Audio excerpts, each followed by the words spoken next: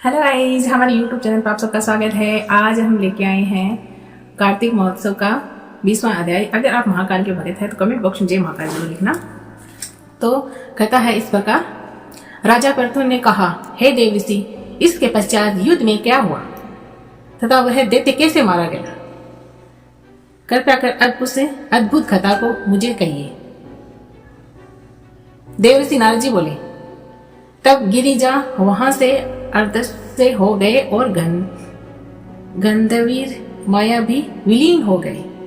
तब भगवान वृषध्वज चैतन्य हो गए। उन्होंने लौकिकता व्यक्त करते हुए बड़ा क्रोध किया। फिर भगवान शंकर जलेंद्र से युद्ध करने लगे। जलेंद्र शंकर के बाणों को काटने लगा, परंतु जब काट न सका तो उसने माया की पार्वती बनाकर अपने रथ पर बांध ली, जो शुंभ निशुंभ द्वारा विद्यमान थी और विलाप कर रही थी। तब अपनी प्रिय पार्वती को इस प्रकार कष्ट में पड़ा देकर लौकिक लीला दिखाते हुए भगवान शंकर प्रकृत जनों की तरह व्याकुल हो गए और उन्होंने अग्नि पुंज की तरह भयंकर रुद्र रूप धारण कर लिया। अब उनके रुद्र रूप को देखकर कोई भी दैत्य अनेक सामने खड़ा होने में समर्थ न हो सका और सब भागने छिपने लगे। यहाँ तक कि शुंभ निशुंभ भी युद्ध में स्थिर होने को समर्थ न हो सके। जलेंद्र की सारी माया क्षण मात्र से नष्ट हो गई। संग्राम में चारों ओर हाहाकार होने लगा। शिवजी ने उन्हें भागते हुए शुंभ और निशुंभ को शाप दिया कि बड़ी धिक्कार दी और उनसे, तुम दोनों बड़े दुष्ट हो। तुमने मेरा बड़ा अपराध किया है। तुम पार्वती जी को मारते थे और अब युद्ध में भागते हो। भागते को मारना पाप है। इससे अब मैं तो तुम्हें नहीं मारूंगा, परंतु गौरी तुम्हें अवश्य ही मारेगी। इसीलिए नवरात्रों में शुंभ निशुंभ को माँ भगवती ही मारती है। शिव जी के ऐसा कहने पर समुद्र पुत्र जलेंद्र क्रोध में अग्नि के समान प्रज्वलित हो उठा। उसने शिवजी पर घोर बाण वर्षा कर पृथ्वी पर अंधकार कर दिया। तब उस दैत्य की ऐसी चेष्टा देखकर भगवान शंकर बड़े ही क्रोधित हुए तथा उन्हें अपने चरण गुप्त से बनाए हुए शुद्ध दर्शन चक्र को चलाकर उनका सिर काट दिया। एक प्रचंड शब्द के साथ उसका सिर पृथ्वी पर गिर पड़ा और महान हाहाकार होने लगा। अंजन पर्वत के समान उसके शरीर के दो खंड हो गए। उसके रुधिर से संग्राम भूमि व्याप्त हो गई। सारी पृथ्वी विह्वल हो गई। शिव आज्ञा से उसका रक्त और मां से महागौरव में जाकर रक्त का कुंड हो गया।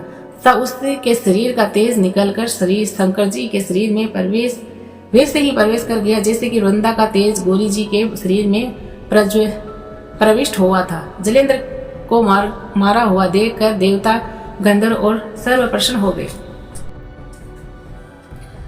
अब सुनो 21वां अध्याय।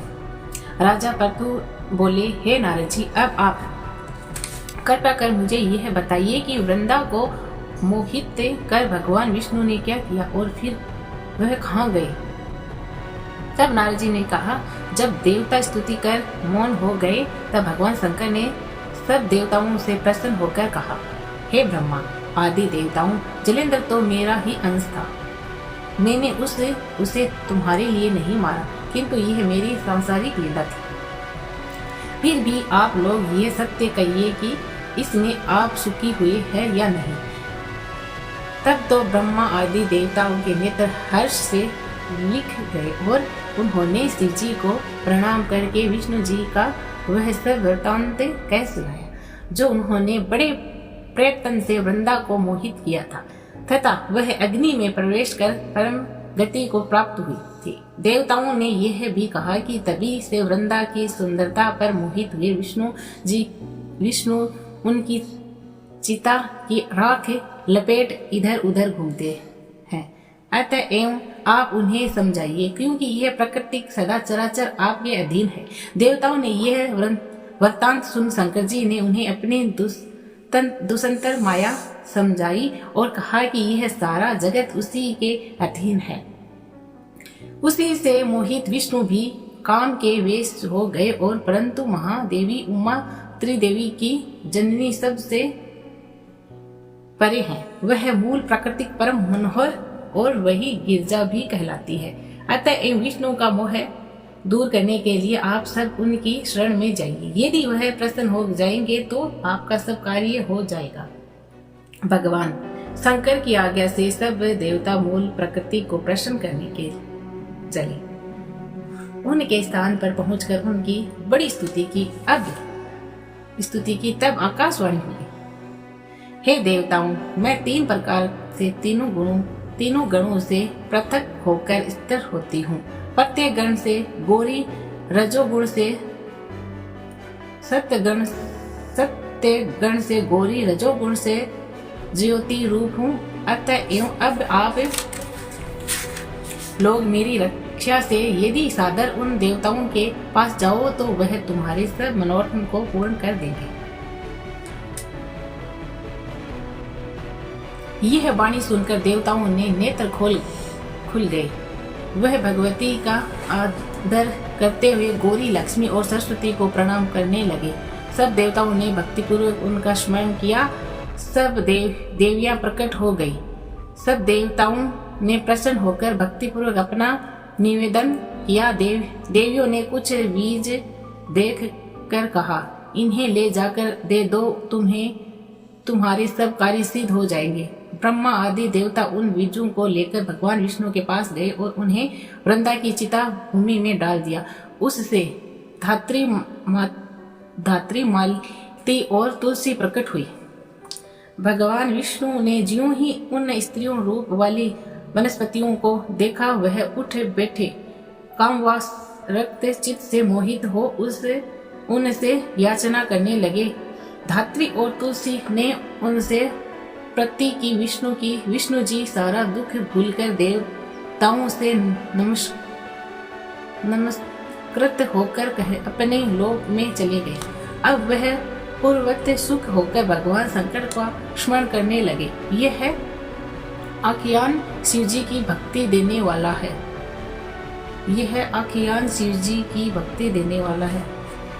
जिन्हें राजा प्रतु से कहा, हे राजन, इसी कारण के उद्यापन में तुलसी की जड़ में भगवान विष्णु की पूजा की जाती है। तुलसी का मूल प्रदेश भगवान विष्णु को प्रसन्न करने वाला है।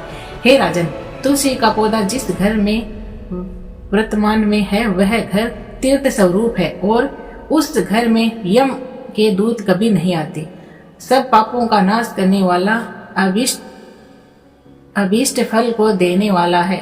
जो मनुष्य तुलसी का पौधा लगाता है वह यमलोक को नहीं देखता। भगवती नर्मदा का दर्शन, गंगा स्नान व तुलसी के पौधे का संसर्ग, यह तीनों पुण्यप्रद है। तुलसी का पौधा लगाने से, सींचने से, दर्शन से और तुलसी को छूने से कामिक, वाचिक, मानसिक आदि संपूर्ण पाप नष्ट हो जाते हैं। जो प्राणी तुलसी के दल से भगवान शंकर का पूजन करते हैं वह पुण्य गर्भ में नहीं जाते। निसंदेह वह जीवन मुक्त हो जाते हैं। तुलसी के दल में पुष्प आदि समस्त तीर्थ, गंगा आदि संपूर्ण नदियों और विष्णु प्रभृति सब देवता निवास करते हैं। तुलसी के साथ यानी तुलसी के पास जो अपना प्रणव विसर्जन करता है वह चाहे कितना बड़ा पापी क्यों ना हो, उसको यमराज नहीं देख सकते। हे राजन, जो लोग तुलसी के काष्ठ का चंदन लगाते हैं वह सहज ही मोक्ष को प्राप्त हो जाते हैं। उनके द्वारा किए गए पाप भी उनके शरीर को स्पर्श नहीं कर पाते। हे राजन, जहाँ तुलसी के वन की छाया हो वहाँ पर पितरों के निमित्त दिखा हुआ दान सर्वदा के लिए अक्षय होते हैं। हे राजन, आंवले के वृक्ष की छाया में जो प्राणी पिंड दान करते हैं उनके पितर यदि नरक की याचना भी भोग रहे हो तो भी मुक्त हो जाते हैं। सिर, हाथ, मुख और देह में जो आंवले को धारण करते हैं उनका विष्णु रूप जानना चाहिए। आंवले के फल और तुलसी के दलों को पानी में मिलाकर जो प्राणी स्नान करते हैं उनको गंगा स्नान का फल मिलता है। जो मनुष्य आंवले के पत्ते और फूलों से देवताओं का पूजन करते हैं उनको स्वर्ग मणि और मोतियों द्वारा पूजन का फल प्राप्त होता है। कार्तिक मास में सब तीर्थ, ऋषि, देवता और सब यज्ञ जब सूर्य तुला राशि में होता है आंवले के वृक्ष में वास करते हैं। जो मनुष्य द्वादशी को तुलसी के दल और कार्तिक में आंवले का पत्ता तोड़ता है वह रो नरक में वास करता है। जो कार्तिक में आंवले की छाया में बैठकर भोजन करता है उसके अनंत संसर्ग में सब दोष नष्ट हो जाते हैं। कार्तिक मास में जो आंवले की जड़ में भगवान विष्णु का पूजन करता है उसको श्री विष्णु चक्रों में के पूजन का फल प्राप्त होता है। आंवले तथा तुलसी की महत्ता का वर्णन करने में श्री ब्रह्मा जी भी असमर्थ है। इसीलिए या धात्री और तुलसी की जन्म कथा सुनने से मनुष्य अपने वंश सहित मुक्त प्राप्त करता है।